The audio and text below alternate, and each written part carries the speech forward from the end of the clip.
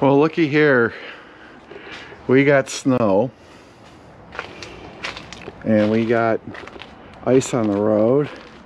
Our beautiful 4Runners got snow on it, and this can only mean one thing: four-wheel drive, baby.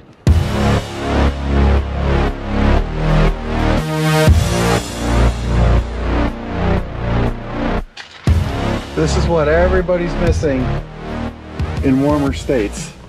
A little bit of snow action. So, oh, let's go here.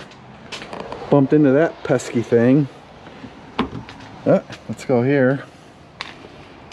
I have the keys in my pocket and do that. Be careful, okay? So let's go grab some camera equipment. Fantastic Goldwing luggage bag that I use for work now, and also parking a lot of my camera equipment. We got that right there. Okay, come back this way. Here's our Canon 35mm setup on a new tripod, a better tripod, and of course the drone that I don't use enough of. You know, the reason I don't use this more often is after riding a motorcycle all day, I just don't feel like being artsy-fartsy. I usually motor through when I'm doing a camping trip or doing a long-distance motorcycle ride. And in 2023, I make the pledge to stop more often for more drone shots. How about that? And then this right here is our wonderful Canon, and we've got two. We've got a Nikon. Don't use that one that much, and I'll just lay this down here like that for now because I'm lazy. Ready? Oh, there it goes. Let's do that trick again. All right, people. Okay, I got snow on the seat. I opened and closed this door, and let's go through a start procedure here. Let's get exciting. Okay, so this is on, and one of the reasons we love our 4Runner so much is the windshield wiper defrosters. The actual windshield wipers here will defrost. Anyway, let's see how this works here. There we go. I can live with that.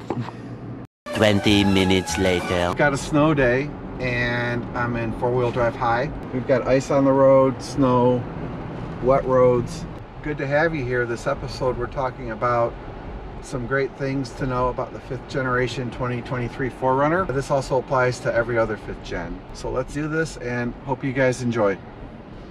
So people are asking me, a couple comments have come in about the stock factory tires on the off-road premium not having good traction in snow and ice. And I'm here to tell you they do. They have actually very good wet weather traction, and they're more highway inclined than a off-road tire, obviously.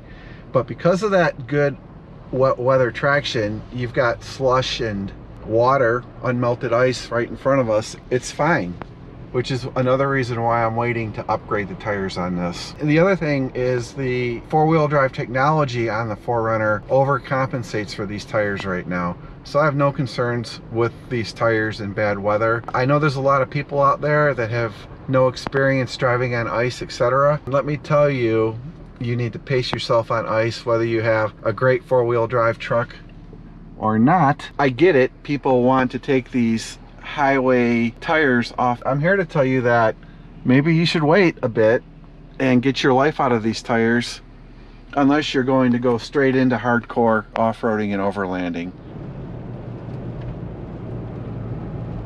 It's kind of beautiful when it snows like this.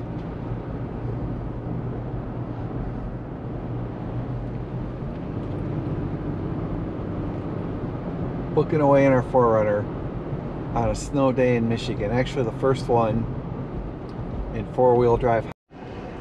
Okay, check this out. Stock factory tires on an off-road premium. And it figures just as I'm about to do this, we got traffic going by, I'm just gonna punch it. Look at that. No traction issue whatsoever. Here you can see that the truck is stupendous here. I'm one of the first vehicles through this portion here, and don't worry about your stock tires on your brand new 5th Gen 4Runner. Not an issue short term. Okay, in 4-wheel drive high, another thing to know, and a lot of people don't know this, in 4-wheel drive high you can use that setting right there, right here. So now you know this is the one setting right here that you can use in 4-wheel drive high on a 4Runner.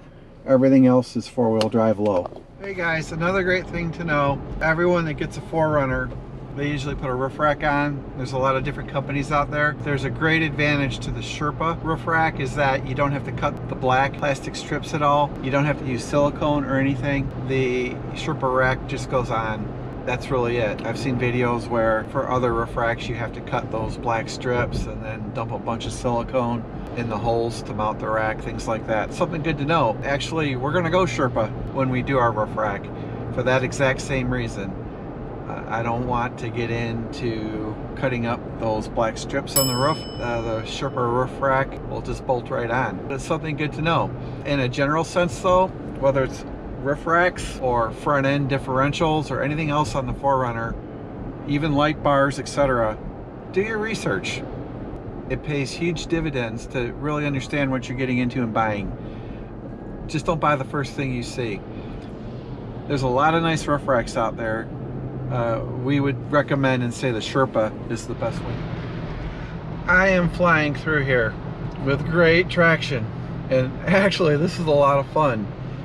And I just want to say thank you, Toyota, on the 5th generation 4Runner for the excellent engineering and the excellent all-wheel drive systems on the truck. This is amazing. Justifies my purchase, and this is one of the biggest reasons we love 5th generation 4Runners. Okay, well, another great thing, you can see our temperature gauge here, is that the 4Runner on cold days does warm up very quickly. Now it does use 0W20 motor oil, and because of that zero, that helps out significantly with starts in cold weather. And right now we've got around 30 degrees, ice on the road, no plowing has taken place. That's fine with us. I've got a 4Runner with 4-wheel drive. So that's the first thing that's good to know about the 4Runner is it does warm up quickly on super cold days, which is you know, kind of a really nice deal.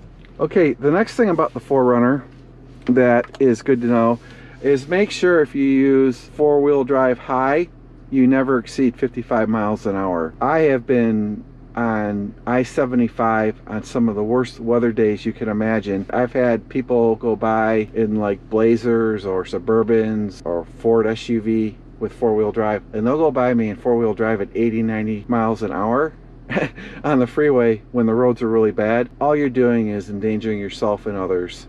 At least for the 4Runner, we know not to exceed 55 miles an hour in 4-wheel drive high. By sheer coincidence. Another thing to know around towing for the 4Runner is if you swap out the rear gears of your 4Runner to 435 rear gears, or maybe a little bit higher, the truck tows a heck of a lot better. That's another great thing to know. And also too, you could upgrade your springs back there to be more heavy duty if you so desire. But really the big thing is changing the gearing to 435 or higher has a great impact on towing and the transmission and motor, especially if you, like us, have a weight distribution hitch. I mentioned it last night to Teresa. I'm thinking about it right now. I love the truck as it is. I'm starting to do some research on my own around changing the gears now in the back of the truck. So the truck tows 5,000 pounds.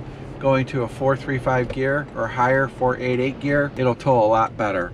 Part of that too is get yourself a weight distribution hitch so the back of the truck doesn't sag as much if you haven't gotten to the springs yet. Here's a good shot of the snow on the roof of the truck as we are driving in 4-wheel drive high. To know, on your 2023 4Runner, that was my lane departure alert.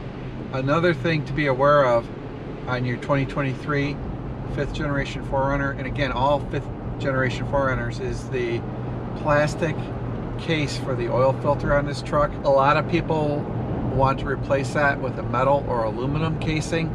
Make sure if you do, you get the Toyota OEM part.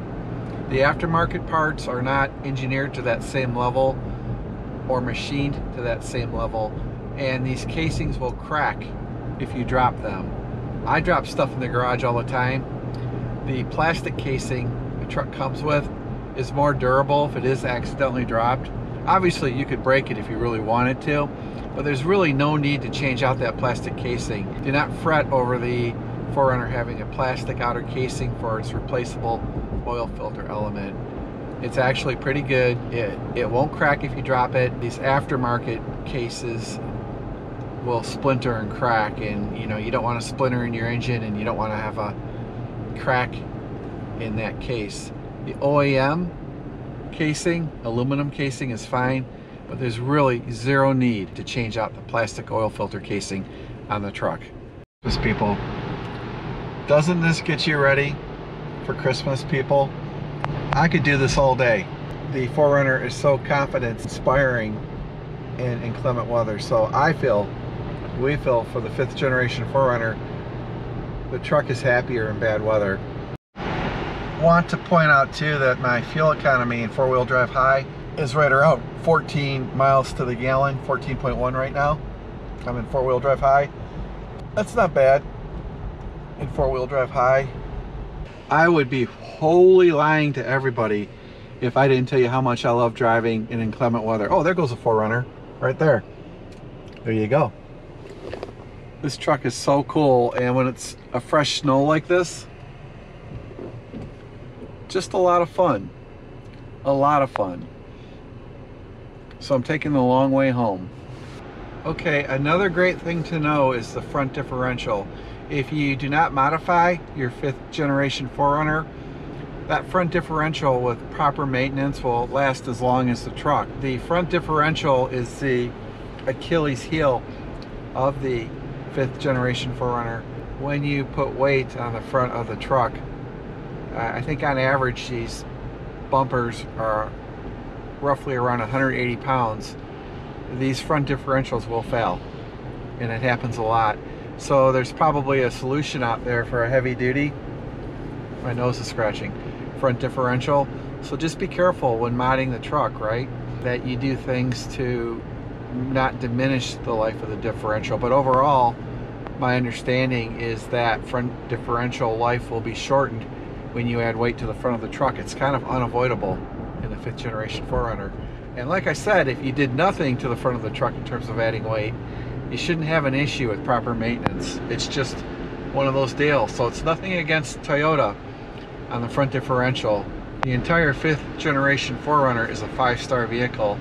It's something a lot of people are not aware of in terms of an Achilles heel for the trucks. Just stay on top of your front differential when you add weight, and do it chronologically. If you add weight, think about what comes first, the chicken or the egg. Do you want to update your front coils and shocks first and then do the front bumper, which actually I think is the way to go, versus doing the front bumper and then updating your coils and shocks, etc. Plan it out incrementally around the front differential on the truck. Flashback. So just some more general feedback for the stock tires on our 2022 4Runner Off-Road Premium. No traction issues here, and this is not the worst case for roads in Michigan, but you can see a fresh snowfall. There is ice and slush in the road, and I have been in 4-wheel drive high, and it's phenomenal. I think the tires have great grip. So I want you guys to be aware of that. It's not totally mandatory to immediately replace these tires. Are they ideal for overlanding and off-roading? No. Simple dirt trails, they're okay. And just what we're doing is we're going to replace them one day with KO2s or something. We'll see what happens there. Don't feel the pressure to replace them immediately unless you're hardcore, or like in a state like Colorado where you can jump on a heavy duty rough and tumble trail or go to Moab or something. But generally, for most people that buy the 4Runner, you can wait to replace these stock tires that the off-road premium comes with. All right, well there she is, sitting in the snow while I ate breakfast on a snow day. Loving the four-wheel drive high mode on this truck. All right, I'm gonna get back in this bad boy and do some more four-wheel drive high driving.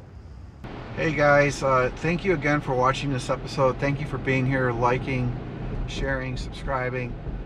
Really appreciate you, truly appreciate that, and appreciate each and every one of you immensely. Remember, take care of each other, take care of yourselves, be good to each other, live your best day possible every day. And we'll see you guys